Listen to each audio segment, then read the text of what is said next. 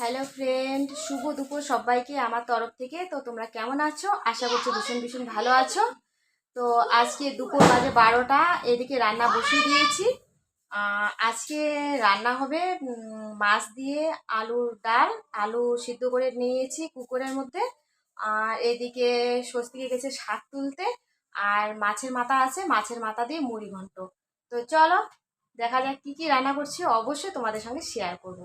তো চলো ঝটপট রান্না করে নিয়ে তারপরে দেখা হচ্ছে।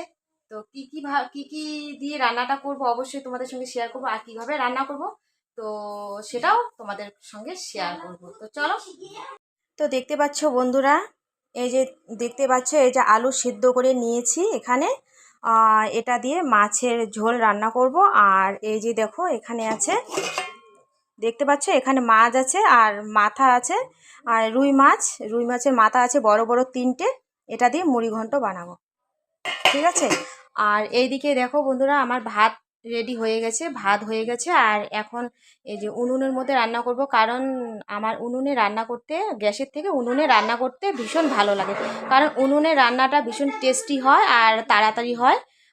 আর সেজন্য আমি উনুনে রান্না করি। গ্যাস তো আছে, এই যে এখানে গ্যাস আছে। গ্যাসের মধ্যে সকালবেলা রুটি করেছি, পরোটা করেছি। গ্যাসে সকাল টাইমটা মানে নাস্তা করি, সকালবেলা চা রুটিটা বানাই। যে মানে সবাই তো সব রকমভাবে খায় না, কেউ রুটি খায়, কেউ পরোটা খায়। আর যা যেরকমভাবে চায় সেরকমভাবে আমি করে দিই। তো চলো ঝটপট রান্নাটা করে নিই। তো ফাইনালি বন্ধুরা আমার রান্না কমপ্লিট হয়ে গেছে।